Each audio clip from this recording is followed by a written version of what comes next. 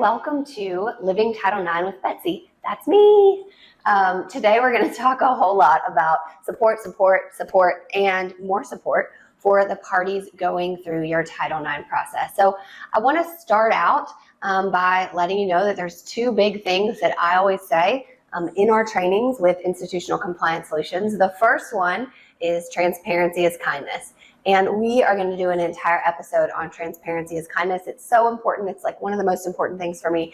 But the second thing that I always say is support first and support always. And so that's where our focus is going to be today, that support piece that is so incredibly important. When we're thinking about individuals who might be going through the Title IX process or who have reported a Title IX situation to us or notified us that there's something going on, we as Title IX coordinators need to make sure that we are evaluating safety first and foremost. And when I say safety, yes, physical safety 100%. Check on the physical safety, the surroundings, if police need to be called, how we need to make sure that individuals are physically safe. But I also mean emotional safety, like in their emotional well-being. How are they doing when they're going through this process? Whether it's your complainant or your respondent, this process is hard. It is incredibly different than other processes that are happening on your campus or in your schools. And so we need to make sure that we are going the extra mile to provide that support. It's also really hard on their families. So we need to make sure that we are also connecting there, especially with our K-12 kiddos. We need to make sure that we're checking in. Hey, family, how are you doing? Can we help support you through this process as well? Because we at Institutional Compliance Solutions have served as advisors, and we have watched parents really struggle, or guardians really struggle, even siblings of the kiddos going through this process. We've seen them struggle. We want to make sure that they're supported as well. So what does that mean for your students and even your employees on the ground who are going through this process when they're in the building? We want to make sure that you have identified a point person for them, a person that they can go to when they're struggling, whether that's a counselor, an assistant principal, a dean of students if you're at an institution. We need to make sure that we're identifying someone that they can connect with in time of need, whether that's, again, your counseling center, your social worker, whoever that might be. So identifying that person, letting the student know, or the employee, if it's an employee situation, know who that person is and how they can contact them.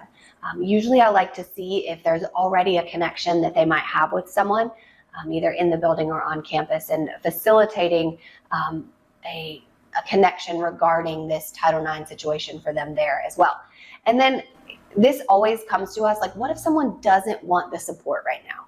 That's okay. Nobody knows necessarily how they're going to respond to trauma, and this can equate to trauma, absolutely. So we want to make sure that you are evaluating, following up, checking back in, making sure that you're there for individuals, even if on the front end they're like, I'm good, I'm totally good.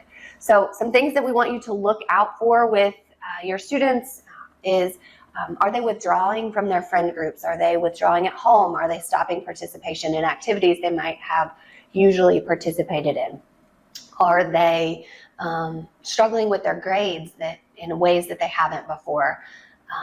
Really just what's out of the norm for them. And if we're spotting those things, we need to go the extra mile to make an additional connection. We also have to remember that there are lots of things going on outside of school or outside of this process for these kiddos and even our employees. So this is something that is kind of being added on to what is already on their plate. So we want to make sure that we're prepared and ready to support them through whatever it might be. And then finally, we want to make sure that you as the Title IX professionals are equipped to provide that support. So making sure that the employees in your building or on your campus are trained to understand that when you ask for help, it is an absolute must that those employees are providing that help. So whether it's changing of a test, not necessarily changing the grade, but giving them an opportunity to take a test over or turn in an assignment late or receive an incomplete, possibly help with financial aid if they've had to withdraw from school, other things like that that you necessarily aren't able to do, but someone else within your school or your institution are able to do. So making sure that you're having those connections, training them, and the understanding is that if the Title IX coordinator is asking for it, it's a must do. So that's it. Make sure you're providing the support as much as possible. Support first, support always. That means through the decision-making process and beyond. So supportive measures can remain in place even after there's a determination, whether that's a determination of responsible or even not responsible. Those supportive measures are super important. And as always, make sure that you laugh, celebrate small victories, and support each other. And before we head out, as a reminder, if you like and comment with mugshot on this video, we will make sure that the first person gets one of our ICS Amazing Title IX mugs, and we will ask that you share a mugshot with us so that we can post it and share with our viewers. So excited to do that. And this week, this is the last of the team members that we're going to post for a while. Our mugshot is of Celeste Bradley, and she is an amazing leader with institutional compliance solutions, and she is actually taking this photo from the rooftop of our office in Chattanooga, Tennessee. So, so excited to share that with you, and stay tuned because next time it's going to be one of you amazing viewers as the mugshot. So thanks so much. Have a great day. Like, share, comment, all the things. Thanks.